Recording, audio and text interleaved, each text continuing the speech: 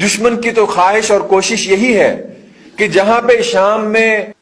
Bashar al Assad اور روس اور ایران اور حزب اللہ اور مختلف لوگوں کی فوجیں ہیں، وہاں پہ ترک فوج بھی، اور وہاں ادھر جو کرد فوج ہے وہ ان کے ساتھ ساتھ ترک فوجیں بھی یہاں پہ پورے لاؤ لشکر کے ساتھ آ جائیں اور پھر اس دلدل میں انہیں گھسیٹ لیا جائے اور پھر یہاں سے نکلنے کی اجازت نہ دی جائے۔ شام کا ایک حصہ جولان، یا ہم یہاں پہ اردو میں گولان پڑھتے ہیں، گولان کی پہاڑیوں پر بھی اسی حافظ الاسد کے دور سے اسرائیل نے قبضہ کر رکھا ہے۔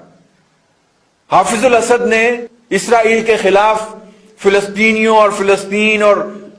اس کارڈ کو بھی استعمال کیا اور لوگوں کو دھوکہ دینے کی کوشش کی۔ اب یہاں پہ شام میں جب یہ قتل و غارت شروع ہوئی، اب کسی کو گولان یاد نہیں ہے، اور اسرائیل نے بھی پہلی بار گزشتہ عرصے میں باقاعدہ اپنی کیبنٹ کا اجلاس گولان میں جا کے بلایا تاکہ یہ اعلان کر دے کہ بس اب اس بارے میں دنیا کو یکسو ہو جانا چاہیے کہ اس پر بھی ہمارا قبضہ مستحکم ہو گیا اور اب یہ بھی اسرائیل ہے اور کسی صورت واپس شام نہیں بن سکتا ہے۔ اسرائیل اور امریکہ بہت ساری دستاویزات ایسی ہیں کہ وہ اس آگ کو مسلسل بھڑکائے رکھنا چاہتے ہیں، وہ بشار الاسد کو باقی رکھنا چاہتے ہیں۔ بشار الاسد رہے گا، بشار الاسد کے مظالم لوگوں کو یاد رہیں گے تو کسی صورت بھی وہاں کے عوام وہ دمشق میں موجود کسی حکومت کو تسلیم نہیں کریں گے۔ جنگ جاری رہے گی، قتل و غارت اسی طرح، خون بہتا رہے گا۔ اس لیے یہ چیز اب راز نہیں ہے، خود بہت سارے یورپین ذمہ دار اس کا اعتراف کر چکے ہیں کہ بشار الاسد کو باقی رکھا جانا، خود اسرائیلی ذمہ داران اعتراف کر چکے ہیں کہ بشار الاسد کو باقی رکھا جانا وہ ہمارا ایک نیشنل انٹرسٹ ہے، وہ ہماری سیکیورٹی کے لیے ضروری ہے کہ بشار باقی رہے، تاکہ شام، ادھر اس سے پہلے عراق، اور پھر گزشتہ 3.5 سال سے تقریباً مصر میں جس طرح لوگوں پر قتل و غارت کا ایک طوفان مسلط ہے، ادھر یمن میں جس طرح ایک جنگ کی دلدل بہت سارے ہمارے برادر ملکوں کو مسلسل بلیڈ کرنے کا ایک نیا میدان ہے، اسی طرح یہاں پہ شام اور عراق میں بھی اس آگ کو باقی رکھا جانا ہے۔ اور یہاں کے جو اس وقت کے پلیئرز ہیں، جانتے ہوئے یا نادانی سے وہ دشمن کا کھیل کھیل رہے ہیں۔ بشار الاسد سے محبت کی خاطر اسرائیل اور امریکہ نے اسے باقی نہیں رکھا ہے، اس لیے باقی رکھا ہے کہ وہ جو نقشہ تقسیم کا اور پورے مشرق وسطی کو اپنی مرضی کے مطابق، اور ذرا دل پہ ہاتھ رکھ کے سنیے، اسی نقشے کے مطابق یہ بات بھی شامل ہے، اسی نقشے میں یہ پوری تصویر بھی شامل ہے کہ بالآخر مکہ مکرمہ اور مدینہ منورہ کو بھی یہاں سے الگ کر کے کوئی اپنے انتظام میں، کوئی عالمی انتظام میں الگ ریاست بنایا جانا چاہیے۔ اور اس کے پیچھے بھی پتہ ان کی روح کیا کام کر رہی ہے۔ اسرائیل کے لوگ یہ کہتے ہیں، اپنے بچوں کے ذہنوں میں یہ زہر بوتے ہیں کہ خیبر، مدینہ کے پڑوس میں خیبر وہ جگہ ہے کہ جہاں سے ہمارے آباء و اجداد کو محمد نے نکالا تھا صلی اللہ علیہ وسلم، اور ہم نے وہاں پہ واپس جانا ہے اور اسے واپس حاصل کرنا ہے۔ تو اس وقت یہ جو پورے مشرق وسطی میں ایک قیامت برپا ہے۔ بھلا آج کی اس سوشل میڈیا اور سیٹلائٹ کی دنیا میں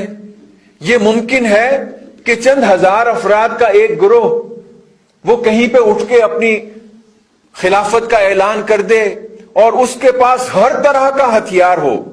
شام کا شہر تدمر، وہ بھی پچھلے ہفتے اس سے یعنی کہ بشار فوجیں، بشار انتظامیہ وہ حلب کو تو قبضہ کرنے کے لیے جنگ لڑ رہی تھی۔ تدمر میں آج کے اخبارات کے مطابق جو رپورٹ کل واشنگٹن پوسٹ میں شائع ہوئی، اس میں کہا گیا کہ یہ بشار الاسد کی فوجوں نے خود راستہ دیا تدمر میں داعش کے لوگوں کو آنے کا،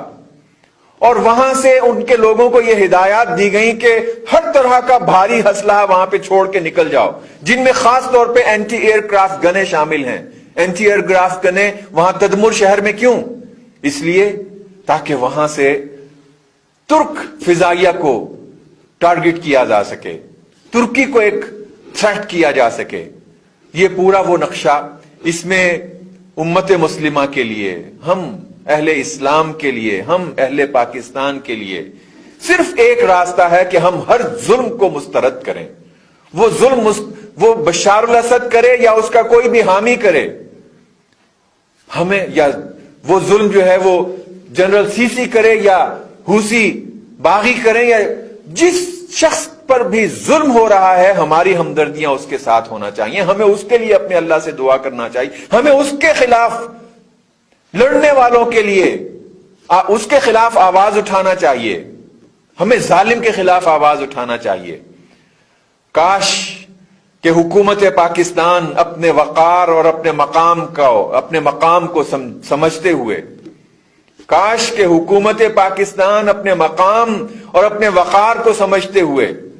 وہ پیش قدمی کرے، ترکی سے رابطہ کرے، دونوں ممالک مل کر پھر سعودی عرب اور ایران کو بھی اپنے ساتھ آن بورڈ لیں، اور پھر عالم اسلام کے یہ تمام ذمہ دار وہ اپنی آخرت اور اپنے کل کو پیش نظر رکھتے ہوئے اس آگ کو بجھانے کی کوشش کریں۔ اس آگ میں اب اس قتل و غارت اور ڈکٹیٹرشپ کی قوت کے علاوہ مذہبی جنگ کے اس کا تیل بھی چھڑکا جا رہا ہے۔ ہمیں ہر طرح کی نفرت کے اس کے شعلوں کو بجھاتے ہوئے، اور ہمیں ہر طرح کی نفرتوں اور تقسیم کے منصوبوں کو ناکام کرتے ہوئے ہمیں ظلم کے خلاف آواز اٹھانا ہوگی۔ لوگوں کو بتانا ہوگا کہ وہاں پہ کون کیوں ظلم کر رہا ہے، کیوں یہ بے گناہ قتل کیے جا رہے ہیں، کیونکہ بس ایک گناہ کے وہ غلام نہیں رہنا چاہتے۔ ہمیں اس کے خلاف اپنے میڈیا کے ذریعے سے، ہمیں ہر وسیلے سے اس کے خلاف آواز اٹھاتے رہنا چاہیے کہ کم از کم ہم اپنے رب کے دربار میں یہ کہہ سکیں کہ پروردگار، ہم ظلم کے ساتھ نہیں تھے، ہم ظلم کے خلاف جو آواز اٹھا سکتے تھے۔ آج دنیا کے تقریباً ہر ملک میں مسلمان اٹھے ہیں بشار کے اس ظلم کے خلاف، اور حلب اور شام کے مظلوم عوام سے اظہار یکجہتی کے لیے۔ سب سے اہم اور بڑا مظاہرہ بوسنیا میں ہوا۔ بوسنیا کے لوگ چونکہ اسی قیامت سے گزرے ہوئے ہیں، انہیں پتا ہے کہ یتیمی کیا ہے، انہیں معلوم ہے کہ یہ قتل و غارت کیا معنی رکھتی ہے۔ اللہ ہمیں توفیق دے کہ کسی آزمائش سے دوچار ہونے سے پہلے ہم دوسروں کو مرتے ہوئے دیکھ کے اپنے گھروں میں سکون سے نہ سوئیں، بلکہ ہمارے دلوں میں وہ ایندھن، وہ ہمیں کسی عمل، مثبت عمل،